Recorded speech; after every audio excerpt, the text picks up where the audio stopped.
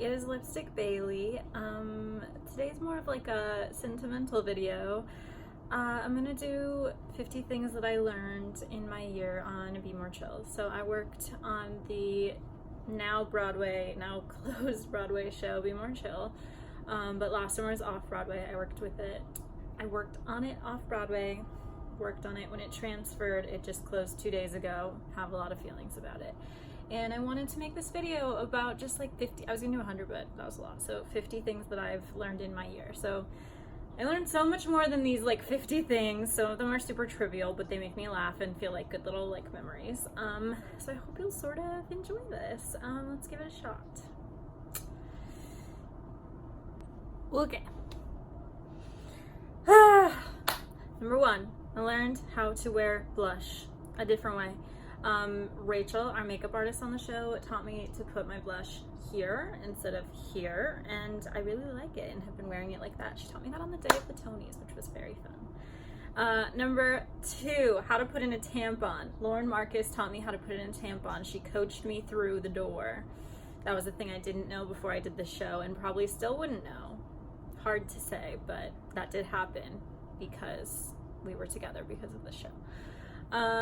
3, Brooke taught me how to flirt. I sincerely feel that, and I have sent Lauren Marcus a million voice memos, maybe drunk voice memos, saying that I know how to flirt because of Brooke. I think that's true. I think Brooke is a master flirter. I use her tricks all the time.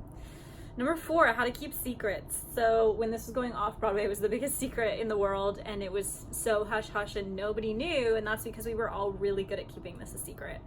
That was crazy. I told only my parents and my therapist, who was sworn to secrecy. 5, how to soak in a moment. Okay, I just feel like there have been so many moments on the show where I was like, put the phone down and just take in what's happening around you. And I haven't done that before. And I'm really glad that I sort of like learned how to do that. Number 6, how to open your heart when you know you'll be hurt. Oh my God, I wrote this the night that we closed. Going into this semester, I sort of was like, you know, don't get too close to everybody because you're gonna have to go back to school. And I knew that I would be heartbroken when I had to leave everyone, and I did it anyway, and I'm glad that I did. I love everyone. I'm glad we're as close as we are.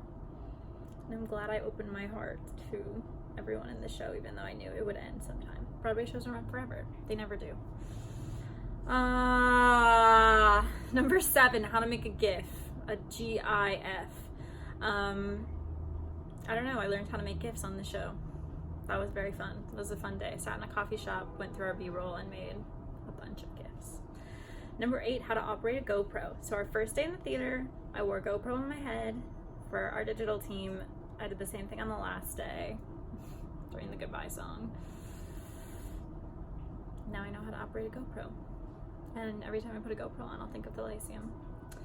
Number 9, sometimes cookies can fix a bad day. Oh my God, I had the worst day on our invited dress, and I don't even remember why, but I remember that someone brought me a cookie at the end of the day because they knew I was having a bad day, and it really was the best. And sometimes when fans send us cookies, it just it's just exciting. It's always exciting. Cookies are great. Number 10, stuffed animals can also fix a bad day. I think the same week I was just having a terrible week. I don't remember why. I was like, I want a stuffed animal to like cuddle with, and Charlie Rosen and Danielle Gimble got me this long, who I don't have with me right now, but he is from a store in Times Square, and I love him so much. Number 11, you want to be in that picture. This was a string of the bad day moments, things that I learned from bad days and bad weeks. We took a group picture. I just really wanted to go home, and someone said, you want to be in that picture. Years from now, when that picture exists in the world as the picture of everyone who worked at Be More Chill, you want to have been in that picture. And I was like, no, I want to go home. And I have my fur coat on in the picture because I wanted to be in that picture, and now I look back on it and I'm glad that I was there, even though in the moment I didn't want to. Number 12, goodness knows no bounds. I don't know, this sounds so cliche. I just feel like it's something that the goodness of people who have worked on the show, people who have seen the show, people who are friends of the show has astounded me and blown my mind and continue to surprise me. And I just am endlessly surprised by how much goodness there is in the world, which is an amazing thing right now in our world that feels so bad sometimes. Number 13, children can move mountains. I hope that doesn't sound condescending. I consider myself sort of a child still too. I just like, this show is on Broadway because kids liked it. Like, that's crazy. Children can move mountains. You are those children. Continue moving mountains and sharing your passion. It's done amazing things for people and amazing things in life. 14, printing can be fun. Off Broadway, Danielle Gimbel, who was our music copyist, and I, who was our script PA at the time, would go and print together. And those printer room memories are some of my favorite memories because printing takes so long. You just have deep conversations. Printing can be fun. It can also be dramatic, but that's not this lesson. 15, Be More Chill is the best background music for doing homework, and like listening to the show live while doing your homework in a Broadway dressing room is the coolest way I'll ever do homework. That's literally what I wrote. That's just true. That's it. Who says that they get to do that? I did so much homework in Lauren's dressing room, listening to the show on the monitors, and it was so cool and helped me focus, and literally was my background music for studying for 9 months. That's crazy. 6 months, 9 months? I think it was 9 months. It was great. I'll never do that again, and I'm glad that I got to do it. Wow. 16, I can nap anywhere. I was not a napper, where I had to like be in bed and like have very specific, no, not anymore. I napped in the band room, the VIP room, Lauren's dressing room, the balcony. I can sit in the balcony and take a nap. It's very peaceful. Joe and Lauren's apartment while waiting for a delivery. Literally anywhere. I have learned I can nap. On the train, in cars, anywhere. Don't nap on the train, that's dangerous. 17, viral sensations can disrupt the norm. I mean, there's been so much stuff written about this, but I would be remiss to not include this. There's things happening in the hallway right now. Viral sensations can disrupt the norm. We disrupted the norm. We made it to Broadway in a new way. That's insane, and will always be something that we have. We're the first show to do that. That's crazy. There's really a lot happening in the hallway right now. 18, being jaded is overrated. Oh, that rhymed, and I didn't even mean it to. That's just it. Don't be jaded. Everyone who was jaded, I feel like, had a worse time than everyone who was naive and hopeful and maybe had their hearts broken harder. But like, you know, it was a beautiful way to experience Broadway, being not jaded. And so many people on the show were not jaded. I'm not saying that about specific people that were jaded. I just mean the world is jaded. 19, do things for other people and they'll reciprocate. Not that that's why you should do things for other people, but I feel like I did a lot of things that were part of my job for people, and then they would like surprise me with things, and that's like very sweet and cool, and you know, that's one reason you can do things is because they reciprocate. That's not why I did those things. I was tired when I made this list, okay? 20, a Steph Wessels hug can fix anything for a moment. Steph Wessels, friend of the show, gives the best hugs in the world, and her hugs can literally fix anything for a moment while you're in that hug. We'll always have that though.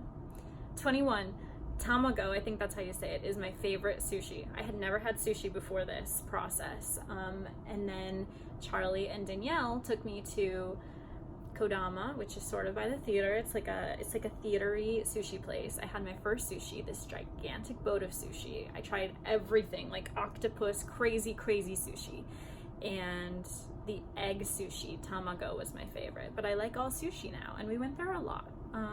It was great.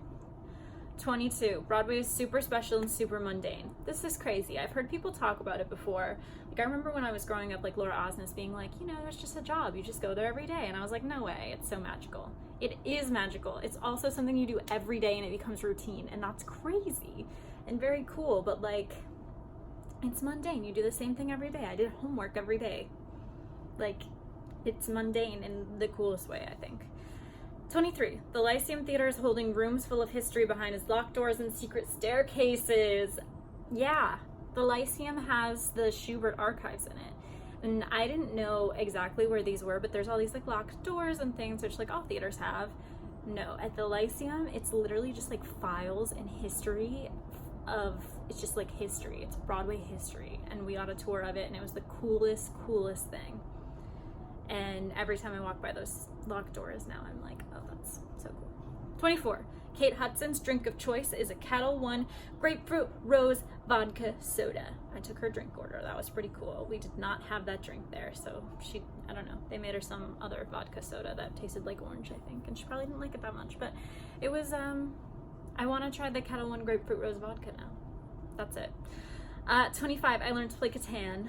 Marcus and the entire band, Danny, Josh, Jeff, we all played Catan together on 2 show days, and it was very fun, and I learned to play Catan. 26, the screams coming from the Be More Chill stage door never fail to make me smile. We don't have that anymore, but it's true. It was like, oh, we're having a rough day, and then no, all of these people love us unconditionally, and that was really cool. Even though like the screams were not for me, but they were for people that I love, and that was really cool. 27, I learned how to make script changes. So I was terrified of this job off Broadway because I was changing scripts. I worked a ton with Joe Trace to put in his script changes, and it was like tricky because there's like all this formatting stuff that my brain does not do well with, but I figured out how to do it. And printing, I learned that. 28, Broadway is stairs and feelings. That's a Will Rowland expression, and it's very true. He said that during tech because we were all running up and down this. There's so many stairs in a Broadway theater. It's just stairs. Everything is up or down, but up and then down and then back up. A lot of stairs and a lot of feelings, you know? 29, you can style black button-up skirt a million different ways, like when 3 of us showed up in one on the same day. There's a picture of this on my Instagram, but me, Christine, who was our PA, and Lauren, Marcus, all wore the same or a similar black skirt, and we all looked like ourselves in our own cute little style. And I was like, black skirts, they're like jeans. You can wear them with anything. I don't know why that's on here, but it is. 30, phones can get stuck in rehearsal cubes. Who knew? Who knew? I didn't know. I didn't know there were rehearsal cubes that were not open on the bottom, to be honest. That was the first time I'd experienced that, and then the phone got stuck in it. And how it happened off Broadway. Insanity. 31, things never happen on your timeline, and some that let's try that again. 31, things never happen on your timeline, and sometimes that's for the best. I so was not ready or ever expected to make my Broadway debut when I was 21. I always thought I would make it, you know, I don't know, after college at some point. And I was really struggled with it for a minute because I was like, I can't leave college for this. Like, I don't want this to be happening right now. I love that it's happening, but I wish it was happening later. I wish I was older, blah, blah, blah, blah. No, I feel so grateful that it happened when it did. It sort of worked out perfectly, even though I didn't think it would. You know, timelines. They never happen the way you think. 32, I'll never get sick of Joe Iconis songs. You know how many times I heard all of the songs in Be More Chill? Never sick of them. Still dance to them. Still sing to them. 33, awards aren't everything, but they are something. I'm not going to say anything about that, but I think we learned that. 34, bathroom selfies are fun. That's it. That's the tweet. That's all I put. They're fun. I used to think they were stupid, and now obviously I love bathroom selfies. 35, free coffee at the office is the best coffee. When we would have our marketing meetings and there was free coffee, I loved it. When I worked in our GM office for a little bit, what's my hair doing? There was free coffee and I loved it. I love free coffee. It's very fun. It makes you feel like an adult. Where am I? 36, never forget your umbrella. Don't. Because you don't know when it's gonna rain, and it always rains on the days when you have to run 5 million errands. Once it rained so hard when I had to deliver, I don't know, Joe had written, he had to handwrite the lyrics to something for someone who won a contest. He handwrote the lyrics to some song from the show.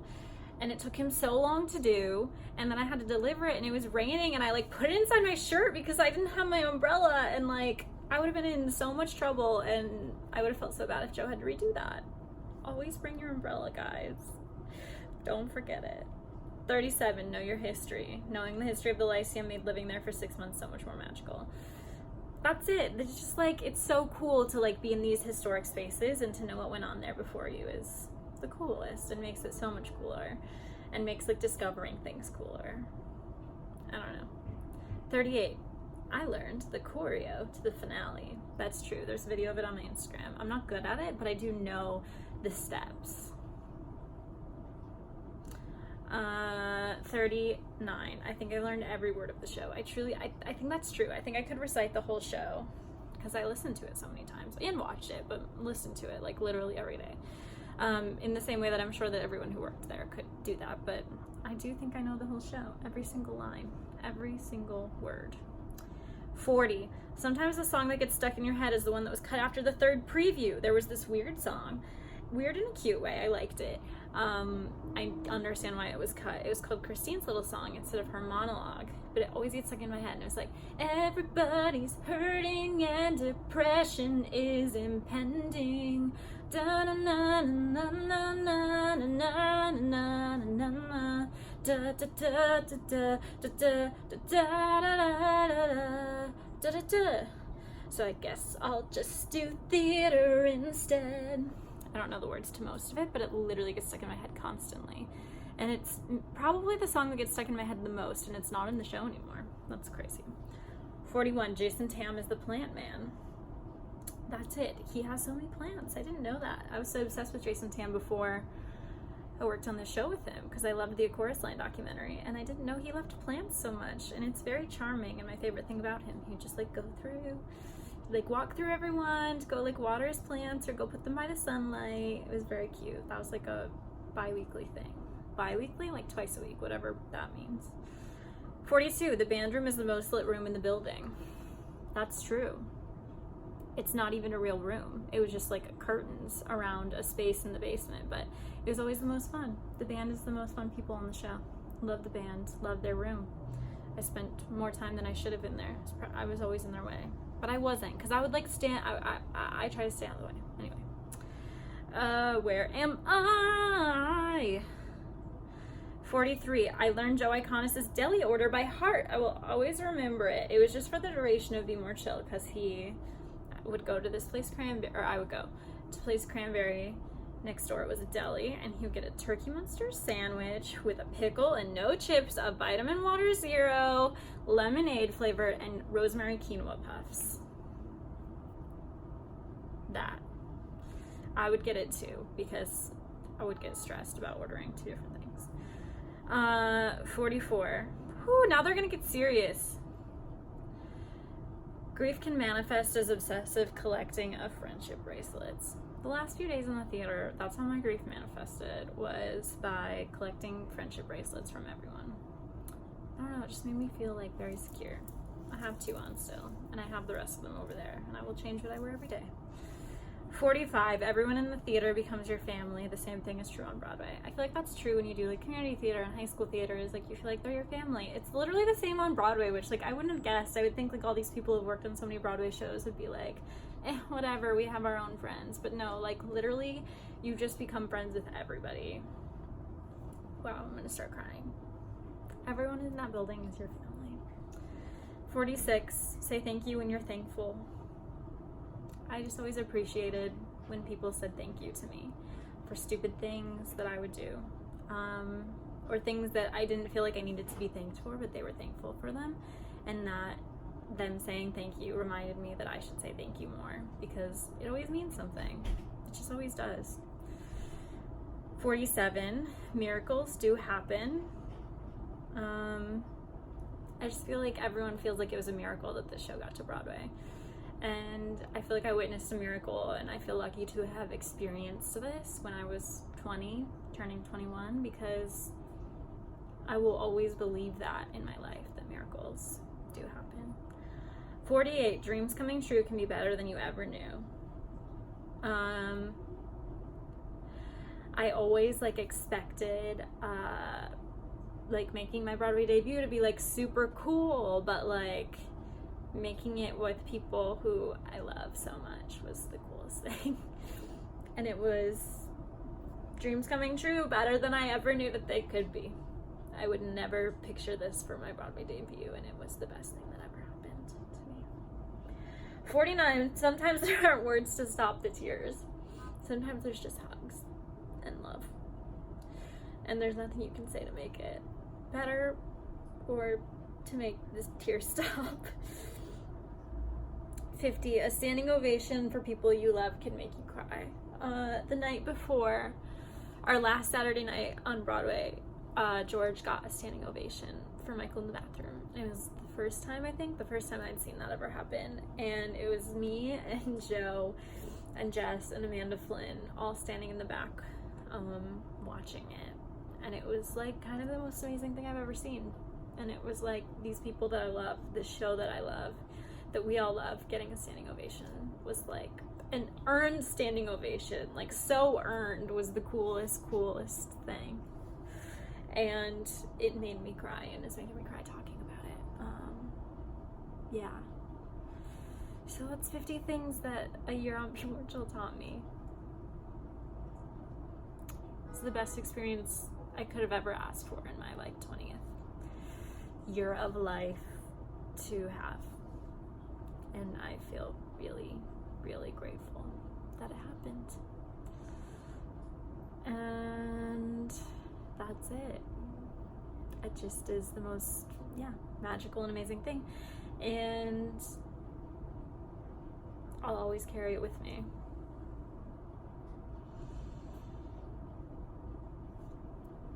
Thanks for watching.